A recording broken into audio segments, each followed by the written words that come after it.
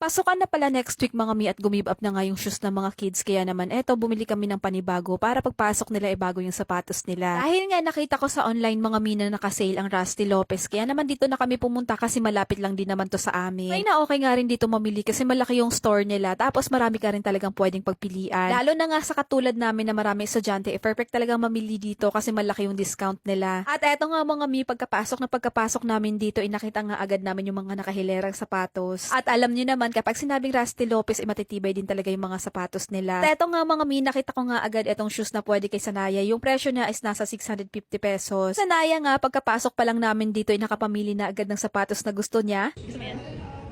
Show mo. Sabi mo kay Papa. Pero yung tatlong kuya hindi makapag-decide at ako ngayon pinapapili nila. Marami ngang naka-sale dito mga mi at marami ka talagang pwedeng pagpilian. Katulad na nga lang ng shoes na to mga mi na pwede kay Sio nasa 600 pesos siya. Eto namang sunod is nasa 1,400 pesos siya dati. Ngayon is nasa 660 pesos na lang. O diba, ang laki ng discount tapos may mga doll shoes nga rin pala sila dito.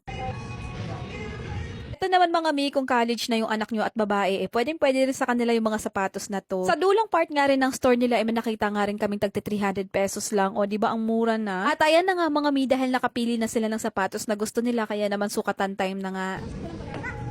Ano siya? Sila lang pa siya. Mga 5 years na susunod. Ba? Ang nagawan pang kanin ah.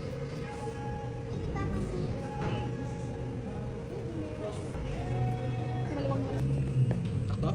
Yung hanggang saan? Nakaangat. Oo, hanggang saan pa mo? Kubagan?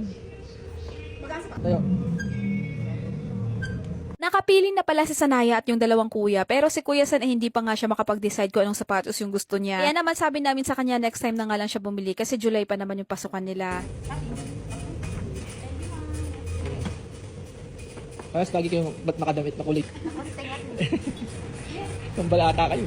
After naman namin bumili ng mga sapatos, mga may dumiretso nga lang kami sa SM kasi bibili din kami ng iba pang mga school supplies ng mga bata. At dahil nga birthday month din ni Sion yung June, kaya naman ayan, binili na namin siya ng regalo niya. Ay! Wala ka tayo. Tawa kayo sa vlog. Ate, hello! Ay, kayo!